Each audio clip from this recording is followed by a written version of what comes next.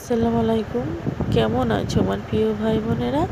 আশা করি ভালো আছো। আমিও আলহামদুলিল্লাহ তোমাদের ভালোবাসাতে অনেক ভালো আছি। আজকের এসকে বাদ সাথে অনেক দিন পরে একটা ভিডিও দিচ্ছি, মানে কথা বলার একটা গল্প, সত্য ঘটনা। এবং আমাদের সমাজে আজও কি কোনো মেয়ে স্বাধীন বলা যায়? আমরা যেমন বলি আমরা স্বাধীন, আমরা কি সত্যি স্বাধীন? তা সেই নিয়ে কিছু কথা। আমি স্বাধীন, কারণ আমার বাড়িতে কোনো কিছু কেউ বলার নেই। কিন্তু আর অন্য বাড়িতে যাদের শাশুড়ি আছে, শ্বশুর আছে, অনেক বাড়িতে আছে, স্বামীরাও পর্যন্ত অশান্তি করে। তাদের কথাই বলছি। সেই নিয়ে ভিত্তিতে কিছু কথা তোমাদের সঙ্গে আমি বলবো, তোমরা কমেন্ট বক্সে জানাবে। তা একটা মেয়ের বিয়ে হয়, মানে টাকা মেয়ে, একটা বাঙালি মানে হিন্দু বাড়ির মেয়েটাকে টাকার জন্য মানে কি বিয়ে দেয়। মানে জামাইয়ের অনেক টাকা আছে দেখে মেয়ের বাবারা বিয়ে দেয়। এত অত্যাচার করে, এত মারধর করে। মেয়েটা একটাই বাড়ির বউ, মানে বাড়িতে একটাই বউ, তবু শাশুড়ি আর এমনি চাস্তো যা, এমনি মানে শ্বশুর প্রচুর জ্বালায়, মানে অশান্তি করে। মেয়েটা সহ্য করতে না পেরে একদিন বাপের বাড়ি চলে গেছে। বাপের বাড়ি যাওয়ার পরে বাবা মা বলছে, মা তোমাকে তো বিয়ে দিয়েছি, যদি এখন আমি মানে তোমাকে ঘরে রাখি বা ছাড়িয়ে নিই, তাহলে কি লোক সমাজে আমি মুখ দেখাতে পারবো? তখন মেয়েটাকে অনেক বুঝিয়ে বলল যে কি করবে মা, অশান্তি হয়, জ্বালা হয়, সহ্য করে থাকো, একদিন ঠিক হয়ে যাবে। যেমন বাবা মারা বলে যে সহ্য করে থাকো, একদিন ঠিক হয়ে যাবে। এটা বলা ভুল। প্রথম থাকতেই মানে প্রথম রাতেই মেরে দেওয়াই ভালো, বিড়াল মেরে দেওয়াই। তারপর বলার পরে মেয়েটা চলে এসেছে। আসার পরে আরও জ্বলন বেড়ে গেল যে ওর বাবারা তোকে মানে রাখেনি, তাহলে ওকে যাই করি ও কিন্তু আমাদের বাড়িতেই থাকবে।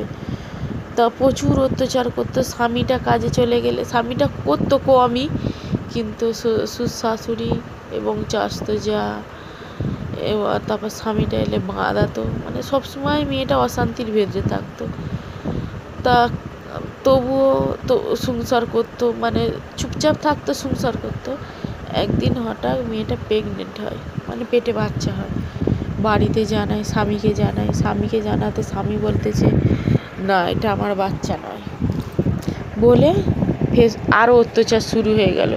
মানুষ বলে যে বাচ্চা হওয়ার পরে অত্যাচার কমে যায়, না, আরও অত্যাচার বেড়ে গেল। বাড়ির লোকেরাও অত্যাচার করছে, মারধর। তা মেয়েটা কী করেছে, একদিন খুব মানে কি ধিৎকারে এক ফাইল বিষ কিনতে দিয়েছে। মানে এমনি বলেছে যে আমাদের গাছ লাগিয়েছি, বিষ দিতে হবে। মেয়েটা নিজেই গিয়ে হাট থেকে কিনে এনেছে। এবারে এখনকার যেরকম আধার কার্ড দেখালে বা তুমি চাষি অনেকবার বিষ কিনলে তবে বিষ দেয়, তখনকারের কী বলতো, যেই গিয়ে চাইতো দিয়ে দিত। ওই জন্য তখন বেশি মানুষ বিষ খেয়ে আত্মহত্যা করতো। তা মেয়েটা কী করেছে, গিয়ে বলার পরে এবার দিতে মেয়েটা নিজে খেয়েছে। মুড়ির ডিব্বায়, চালের ডিব্বায়, ভাত রান্না করেছে, ভাতের হাঁড়িতে, মানে সবে দিয়ে দিয়েছে যে আমিও খাওয়ায় মরবো, তোরাও খেয়ে মরবি। এবার ওরা তো চতুর, মানে যারা জ্বালায় বৌমাকে, তাদের মতন চতুর বা তাদের মতন এমন মানুষ পৃথিবীতে দুটো পাওয়া যায়নি। তা যখন সবে দিয়ে দিয়েছে, এবারে ছেলেটা ঘরে এসে দেখতেছে যে মেয়েটা সস্তেছে, আর হসপিটালে নিয়ে যায়নি। তারা জানলো যে আমাদের চলে গেল, আমাদের পথের কাঁটা সরে গেল। তবে বাড়ির লোকেদের খবর দিয়েছে। এবারে সেই সময় এবারে চালের হাঁড়ি, এবার গন্ধ বেড়েছে, তো বিষের গন্ধ।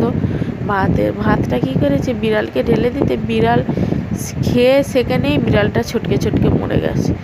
তখন কি করেছে, মেয়েটার কিচ্ছু নেয়নি, মানে ঘরের কিচ্ছু খাবার, মুড়ি টুড়ি কিছুতে হাত দেয়নি, এত চালাক মানুষ। তা মেয়েটাকে প্রেগনেন্ট অবস্থায় মানে করে দিল। বাড়ির লোকেরাও কোনো কেস কাচারি কিছু করলো না। তা মেয়েটা এবারে যত মানে গ্রামের মানুষরা আবৃত্তি করতে পুলিশ এসে তুলে নিয়ে যাওয়ার পরে এবার যত কাপড় চুপড় সবাই মিলে ভাগ যোগ করে নিয়েছে। আর আমার জামাইয়ের নানু কী করেছে, একটা কাপড় বিয়ের বেনারসি শাড়ি পেয়ে সেই বেনারসি শাড়িটা নিয়ে নিয়েছে। এই শাড়িটা হেবি সুন্দর, আমি নিয়ে নিই বিয়ের বেনারসি। তার রাত, অনেক রাত গিয়ে বলতেছে মেয়েটা ভূত হয়েছে, মানে হয়েছে, তার আত্মার শান্তি পায়নি। বলতে ওই আমার শাড়ি দে, আমার শাড়িটা দে, আমার ছেলের দোল খাবে, আমার শাড়িটা দে, আমার শাড়িটা দে। ঘুমও দেয়নি। এরম 3-4 দিন করার পরে তারপরে আমার মানে নানির মা বলল, না দিয়াই যা, ও ভূত হয়েছে, ওকে রাখিস নি, করিস নি, দিয়ে আগে বলে সেই কাপড়টা ফেলে দিয়ে আসতে, তবে ঘুমোতে দেয়, নাহলে বাবা মাথা খারাপ করে দে। আমার কাপড় দে, আমার কাপড় দে। তা সবাই ভালো থেকো আর সুস্থ থেকো। আর এটা সত্য ঘটনা। এখন মানে সেই কথা উপলক্ষে এখন আমরা বলি আমরা স্বাধীন হয়ে গেছি, কিন্তু না, একটা মেয়ে যখন স্বামীর ঘর ছেড়ে বাপের বাড়ি যায় তখন তার বাপের বাড়ি কিন্তু তার কোনো জায়গা থাকে না। সেই হিসেবে তা আগে মেয়েকে দেখে শুনে দেওয়াই ভালো। আর কি বলবো, কিছু বলার নেই। এটা মা বাবার ভুল থাকে, প্রচণ্ড পরিমাণের ভুল থাকে। একটা মেয়েকে এইভাবে বিয়ে দিয়ে আবার অশান্তি হলে তাকে বুঝিয়ে বাপের বাড়ি পাঠালে, ওই জন্য অনেক মেয়েদের জীবনে আত্মহত্যা ছাড়া পথ থাকে না। তা সবাই ভালো থেকো, সুস্থ থেকো, আর সবার জন্য সবাই দোয়া করো। আল্লাহ হাফেজ।